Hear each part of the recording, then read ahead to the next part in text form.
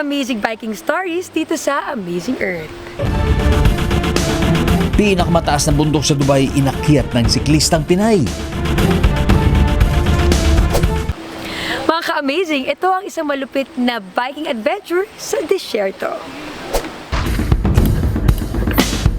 Oh my God! Isang Pinay runner na tubong Urdaneta City, si Gay Paris.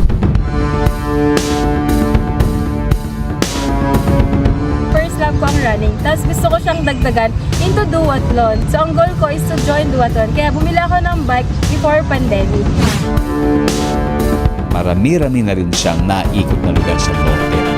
This is the Great Wall of Ahon ng La Union.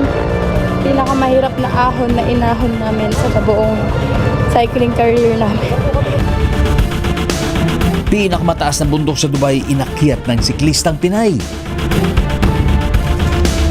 Ito na yung Matarik na part.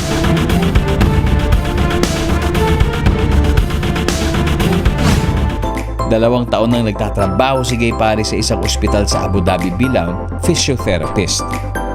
This is Gay Paris, ang siklista Pilipino ng Pangasinan sa UAE na ngayon.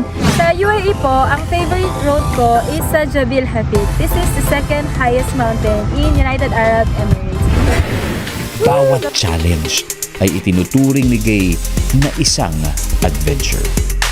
Siguro habang buhay na akong magbabike kasi it benefits me holistically, physically, mentally, emotionally, and of course spiritually. And of course, you're also saving our Mother Earth.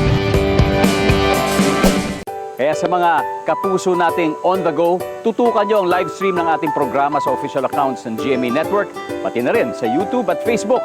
At mag-comment din kayo sa ating mga kwentong amazing.